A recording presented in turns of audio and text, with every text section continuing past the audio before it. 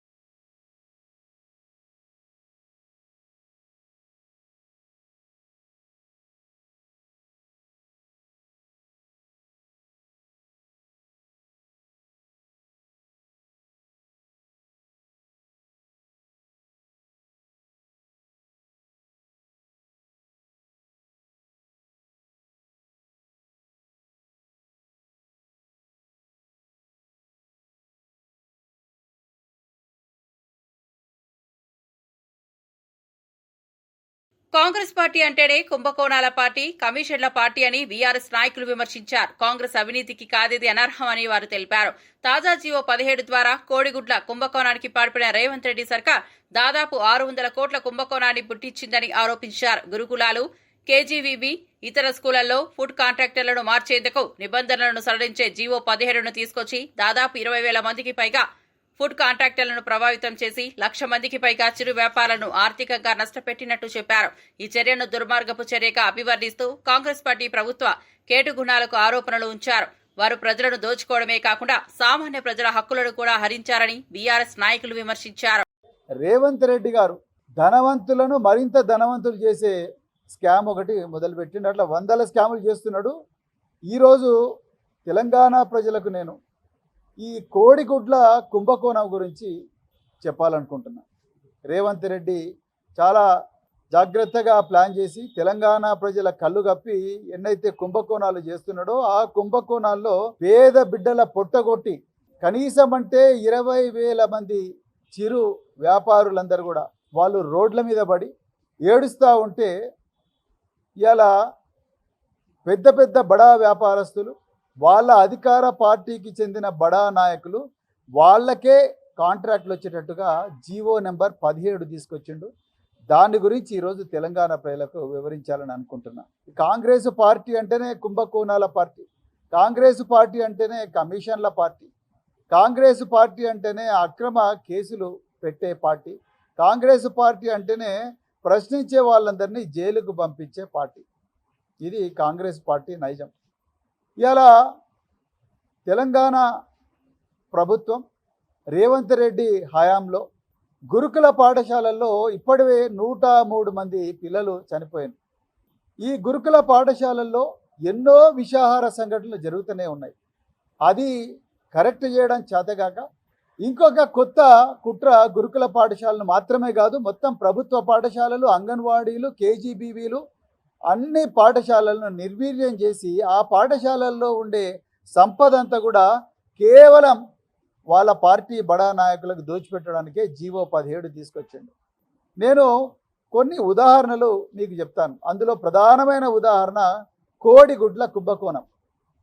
దాదాపుగా 600 కోట్ల కుంభకోణం ఇది. ఒకటి కాదు, రెండు కాదు, 600 కోట్లు జీవో నెంబర్ 17 ద్వారా. ఇక వివరాల్లోకి పోతే కేసీఆర్ గారి హయాంలో ప్రతి స్కూలు మండలానికి ఒక 6 నుంచి 10 స్కూల్స్ ఉంటాయి.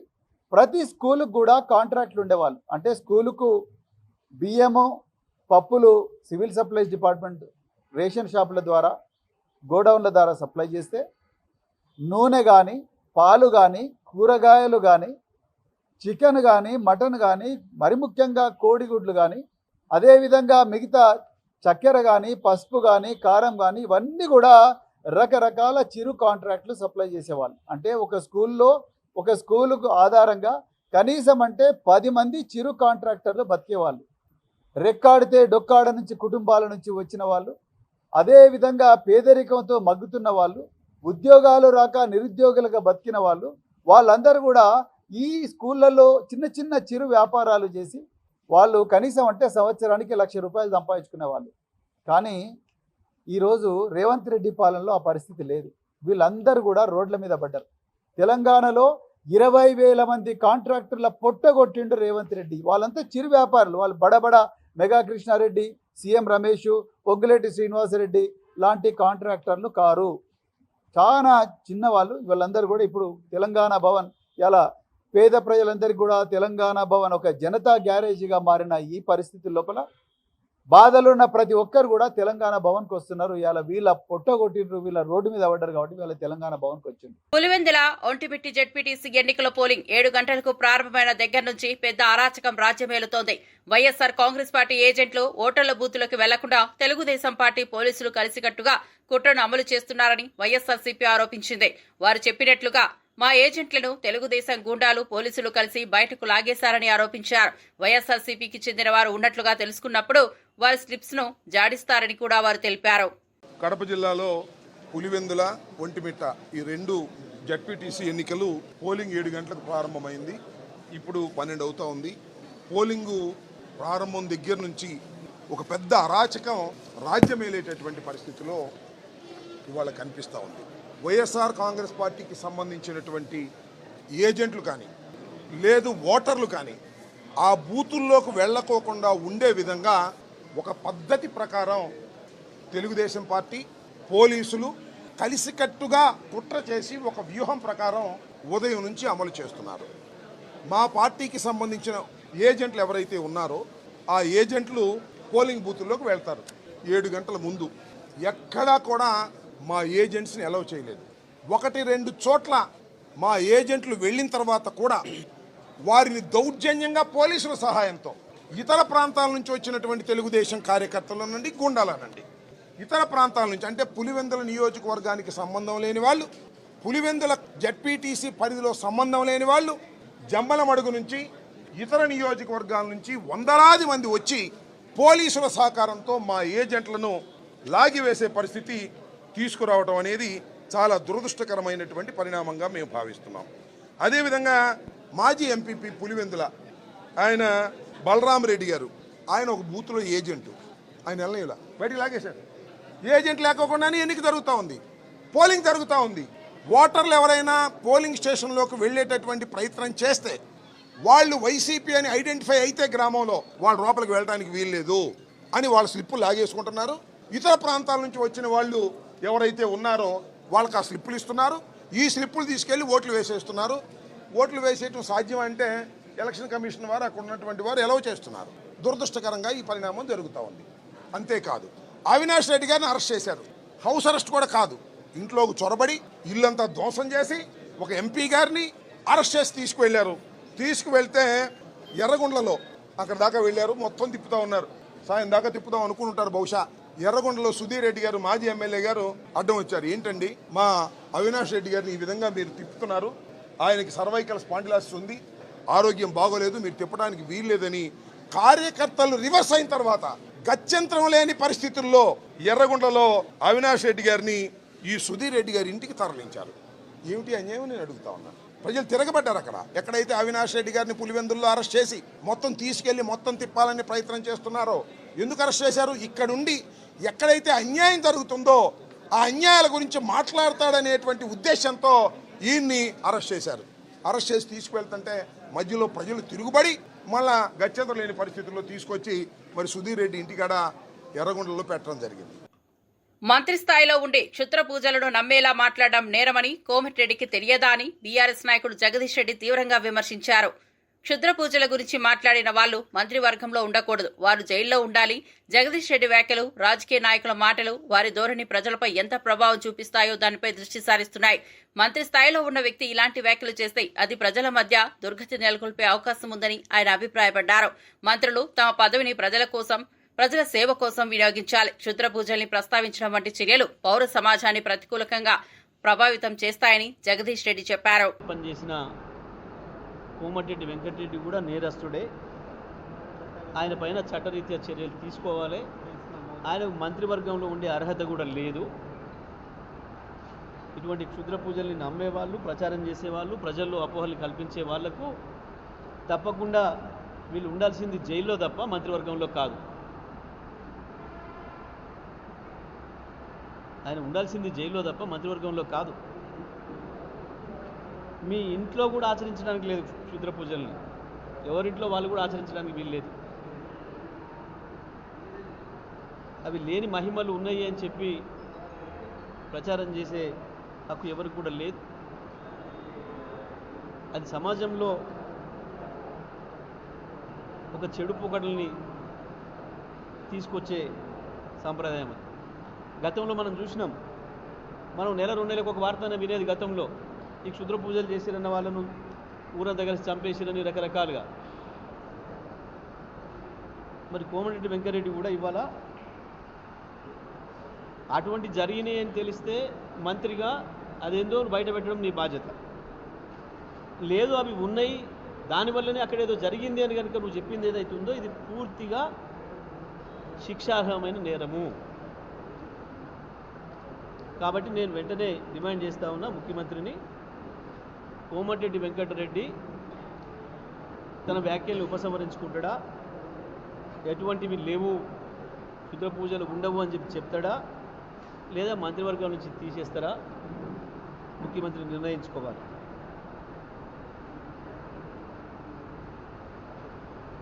నల్లబరెడ్డిపల్లె పోలింగ్ బూత్లను జిల్లా కలెక్టర్ పర్యవేక్షించారు. ఈ సందర్భంగా 40% పోలింగ్ నమోదైనట్లు ఆయన తెలిపారు. పోలింగ్ ప్రక్రియని సమగ్రంగా పరిశీలించిన కలెక్టర్ ప్రజల నుంచి మంచి స్పందన వస్తున్నట్లు చెప్పారు. పోలింగ్ ప్రక్రియ ప్రశాంతంగా సాగడానికి అన్ని సన్నాహాలు చేసినట్లు పేర్కొన్నారు. ఆయన మాట్లాడుతూ ఎలాంటి అవాంఛనీయ సంఘటనలు జరగకుండా నియంత్రణ కఠినంగా నిర్వహించినట్లు చెప్పారు. పోలింగ్ ఎలాంటి సమస్యలు లేకుండా జరగడానికి అన్ని అధికారుల పని పట్ల సంతృప్తిని వ్యక్తం చేశారు.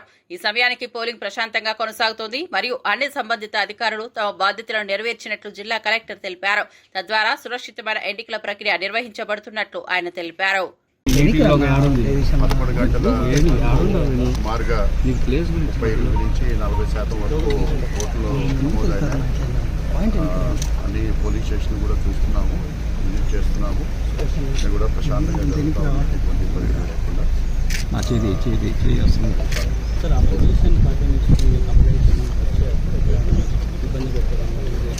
వస్తున్నాయి, మేము వెంటనే అది వెరిఫై చేస్తున్నాము. ఎక్కడ కూడా వెంటనే అవి పోలీసు కూడా ఇమీడియట్గా యాక్షన్ తీసుకుంటా ఉన్నారు. బదులుగా అక్కడక్కడ చిన్న చిన్న గలాటాలు జరుగుతున్నాయి, కానీ ఓవరాల్గా బీసీలకు 42% రిజర్వేషన్లపై శ్రీ దుద్దిల శ్రీధర్ బాబు కీలక వ్యాఖ్యలు చేశారు. బీజేపీ మరియు బీఆర్ఎస్ పార్టీలకు చిత్తశుద్ది లేదన్నారు. బీసీల అభివృద్ధికి సంబంధించి పార్టీలు నిజమైన నిబద్దతను కనబరచలేదని ఆయన అభిప్రాయపడ్డారు. ఈ సందర్భంగా రిజర్వేషన్ల విషయంలో ప్రభుత్వం తీసుకునే నిర్ణయాలు నిర్లక్ష్యం వల్ల బీసీ సంఘం పటిష్టమైన అభ్యర్థులపై సంతృప్తికరంగా స్పందించలేదు. ఆర్థిక ప్రగతి, సామాజిక న్యాయం కోసం బీసీ వర్గాలు మరిన్ని రిజర్వేషన్లను కోరుతూ ప్రస్తావించారు. అయితే బీజేపీ, బీఆర్ఎస్ నాయకులు తమ శక్తిని ప్రజల ప్రయోజనాలకు సమర్పించకుండా పార్టీలు మాత్రమే తమ ప్రయోజనాలను ముందుకు నడిపిస్తున్నాయని శ్రీధర్ బాబు అన్నారు. తిరిగి దాన్ని ఆమోదం చేసుకొని ఈరోజు మా పరిధిలో ఉన్నది లెజిస్లేషన్ చేసి యాక్ట్ చేసుకోవడానికి గవర్నర్ గారికి పంపాం. గవర్నర్ గారు ఈరోజు రాష్ట్రపతికి పంపించింది.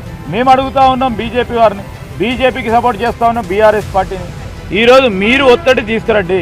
రాష్ట్రపతికి సంబంధించి మా బిల్లు అక్కడ ఉన్నప్పుడు మీకు చిత్తశుద్ధి ఉంటే తిరిగి దాన్ని ఆమోదం చేసుకొని ముందుకు రావాలి.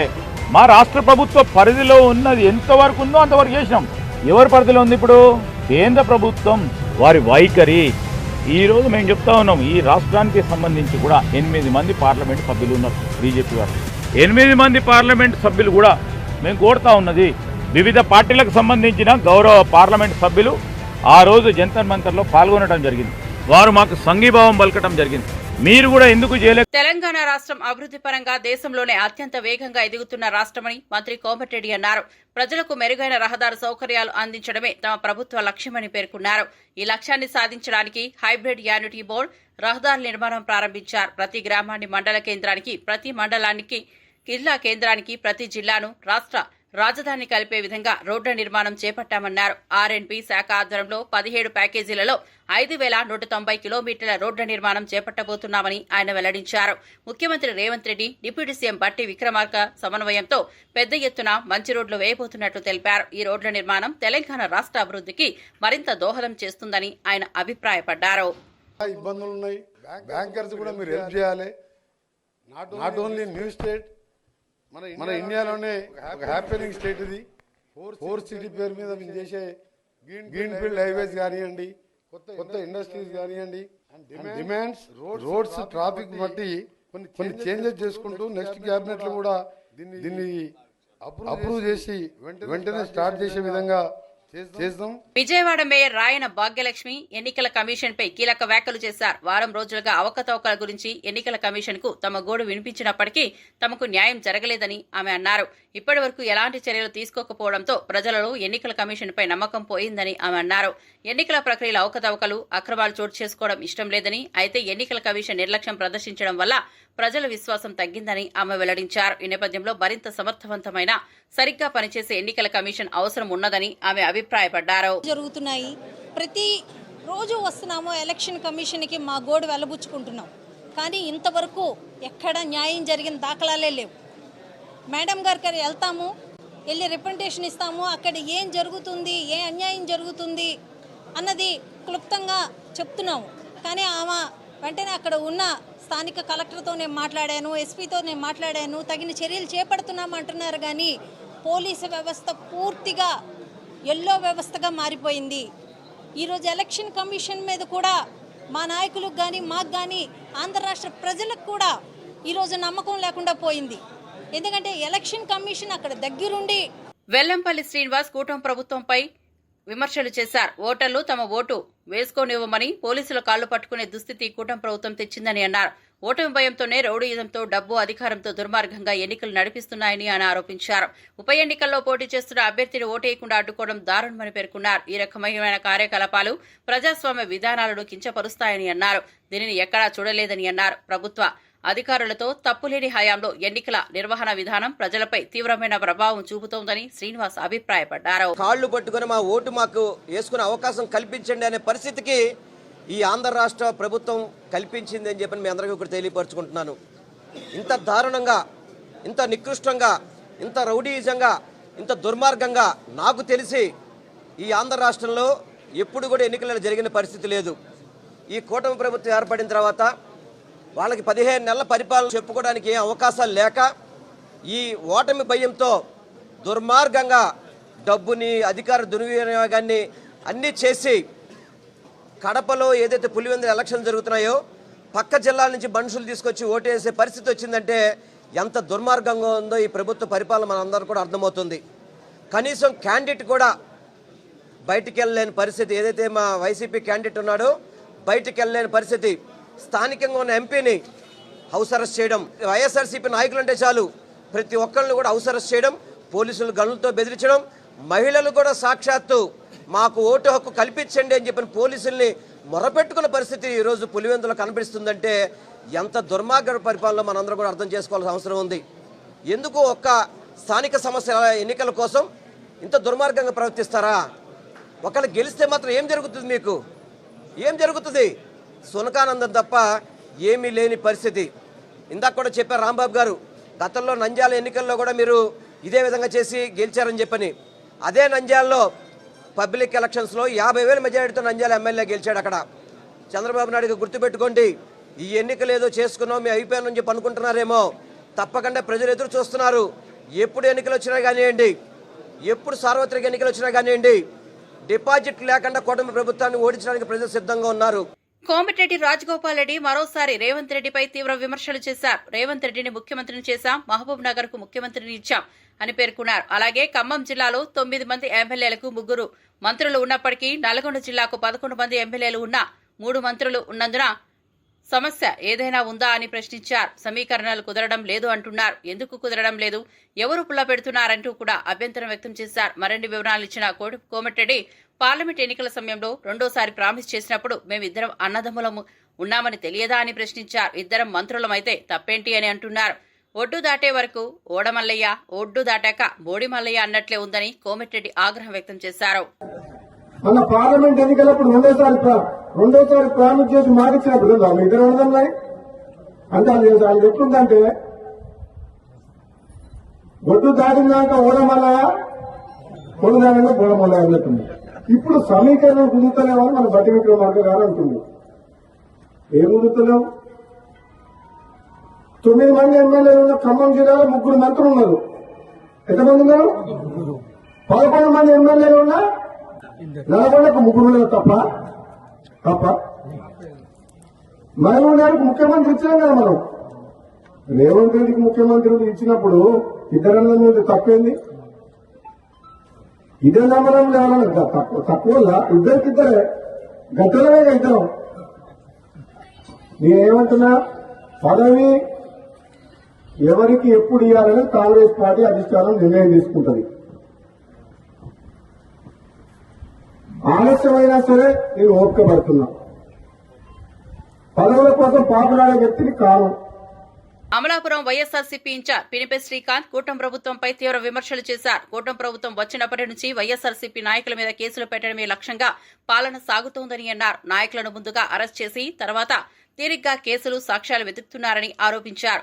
ఇంత దుర్మార్గమైన పాలన ఎన్నడూ చూడలేదని ఊహిస్తూ ఈ విధంగా నేరాలు అమలుపరచడం ప్రజాస్వామ్యాన్ని హాని చేస్తుందని అన్నారు. వైఎస్ఆర్సీపీ నాయకులపై ఇలాంటి దాడులు, అక్రమాలు చేయడం ప్రభుత్వానికి ఏమైనా సాటి పరిపాలన అందించలేదని ఆయన తెలిపారు. కూటమి ప్రభుత్వం వచ్చిన ఫస్ట్ డే నుంచి మనం చూసుకుంటున్నది ఏంటి అంటే వాళ్ళు చేస్తున్నదల్లా కూడా అక్రమంగా అరెస్టులు చేయడము, ఏ తప్పు ఏ సాక్ష్యాధారాలు ఉండవు, ఏముండవు, అరెస్టులు చేయడము. నా నుంచి మొదలుకొని మొన్న మిథున్ రెడ్డి దాకా కూడా అన్యాయంగా కట్టుకథ అల్లేస్తారు. ఫస్ట్ అరెస్ట్ చేసేస్తారు, ఆ తర్వాత కట్టుకథ అల్లేసి దానికి సాక్ష్యాలు క్రియేట్ చేయడానికి చూస్తూ ఉంటారు. ఈ రకంగానే మొత్తం కూటమి ప్రభుత్వం సంవత్సరం 14 నెలల పాలన సాగించిన విషయం మనందరికీ తెలిసిందే. ఈరోజు పులివెందులలో ఏదైతే ఎలక్షన్ జరుగుతుందో దాంట్లో కూడా అక్రమంగా అవినాష్ రెడ్డి గారిని ఎటువంటి కారణం లేకుండా కూడా శాంతియుతంగా వాళ్ళు ఎలక్షన్ ప్రచారం చేసుకుని ఎలక్షన్ ప్రచారం కూడా ముగిసిపోయింది. ఈరోజు ఇంకా మిగిలింది ఏంటి అంటే డైరెక్ట్ ఇంకా పోలింగ్ బూత్లకు వెళ్ళి ఓట్లు వేయడం. అలాంటి ఒక కీలకమైన ఘట్టం దగ్గర వాళ్ళని తీసుకెళ్లి అరెస్ట్ చేయడము, లేకపోతే ఎలక్షన్లో నిలబడిన క్యాండిడేట్ని హౌస్ అరెస్ట్ చేయడం. ఇప్పుడు దాకా అసలు ఎక్కడ చూసామా? క్యాండిడేట్ని హౌస్ అరెస్ట్ చేయడం ఏంటండి బాబు, ఎంత దారుణమా? క్యాండిడేట్ని హౌస్ అరెస్ట్ చేయడము, ఎంపీ అవినాష్ రెడ్డి గారిని అరెస్ట్ చేయడము ఎటువంటి కారణం లేకుండా. ఇదంతా కూడా ప్రజలందరూ కూడా గమనిస్తున్నారు. ఇదంతా దేనికి నిదర్శనం అంటే చంద్రబాబు నాయుడు యొక్క నిరంకుశ పాలనకి ఇదంతా నిదర్శనము. మీరు ఎన్ని ఎత్తులు కుయ్యెత్తులు వేసినా కూడా ఖచ్చితంగా పులివెందులలో గెలిచేది వైఎస్ఆర్సీపీ జెండానే. అక్కడ జగనన్న ప్రభుత్వమే మళ్ళీ గెలుస్తుంది. ఖచ్చితంగా వైఎస్ఆర్సీపీ జెండానే ఎగురుతుంది. అత్యధిక మెజారిటీతోటి అక్కడ జడ్పీటీ ఎలక్షన్ మేము గెలుచుకోబోతున్నామని మేము తెలియజేస్తాం. సృష్టి ఫెర్టిలిటీ సెంటర్ కేసులో గోపాల్పురం పోలీసులు భారీగా దాడి చేసి ఇప్పటి వరకు 26 మందిని అరెస్ట్ చేశారు. దర్యాప్తు మలుపులు తిరుగుతుండగా ఈ స్కామ్ ఒక రాష్ట్రానికే పరిమితం కాకుండా దేశంలోని పలు రాష్ట్రాల్లో విస్తరించి ఉన్నట్లు బహిర్గతమైంది. సరోగసి పేరుతో జరుగుతున్న అక్రమాల వెనుక ఒక భారీ నెట్వర్క్ ఉందని north zone DCP Rashmi Perumal వెల్లడించారు. 2010 నుండి ఇప్పటి వరకు 15కు పైగా కేసుల్లో ఇలాంటి అక్రమాలకు పాల్పడినట్లు నిందితులపై ఆరోపణలు ఉన్నాయి. బర్త్ పేరెంట్స్ ఒక రాష్ట్రంలో ఏజెంట్లు మరో రాష్ట్రంలో ఉండటం వల్ల ట్రాకింగ్ కష్టమవుతోందని తెలిపారు.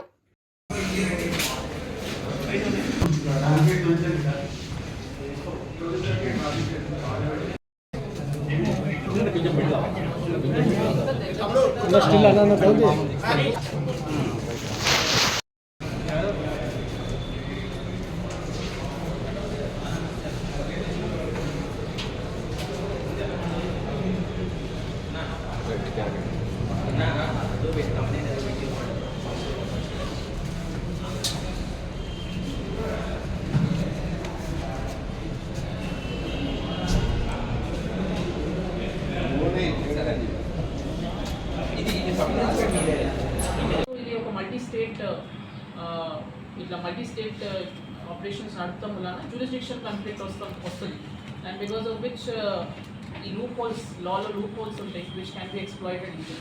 So that is the reason ఇది ఒకటి వైడ్ నెట్వర్క్ లాగా like procuring parents will be coming from one state birth parents, agents will be from another location. So ఇట్లా మల్టిపుల్ స్టేట్స్ నుంచి ఇవి ఆపరేట్ చేస్తే it is very easy to exploit the loop holes in the law. So that is exactly what the MO is of this main accused, and that is how she has run this operations for so many years unabated. So other than the main doctors, there have been main agents. Dhanashree Santoshi and we have identified as one of the main agents, and Tana contacts though she has multiple sub agents, and sub agents like Nandini, Harsha Roy, Asha Begum, Nayan Das, then Koduru Ratnam, Kona Meenakshi, Balagam Saroja, Kodamala Karunashri, Jinugu Vijay Kumar, Kantipidi Yamuna. So all of them are acting as agents and sub-agents. So if we are looking into their kind of backgrounds, మాకు తెలిసింది ఏంటంటే initially they have approached a variety of clinics as egg donors. దీనిలో చాలామంది women accused identify అయ్యారు. So వాళ్ళు ఇనీషియల్గా egg డోనర్స్గా approach అవుతారు. కొందరు సరోగేట్గా కూడా యాక్ట్ చేశారు once or twice. They have acted as surrogate for some other couples in different cases. So surrogate when they are acting as surrogate, they come in contact with a variety of people who are working at these clinics, and that is how this network of information develops. So already over 3 times surrogate aina person, automatically she will be in touch with many such agents and many other such persons who are working in this field. So like akadunna lab technicians, akadunna other pharma workers. So this is not just limited to this clinic. She has variety of clinics in the city, not just Hyderabad, across other cities also. మరిన్ని updates కోసం చూస్తూనే ఉండండి V9.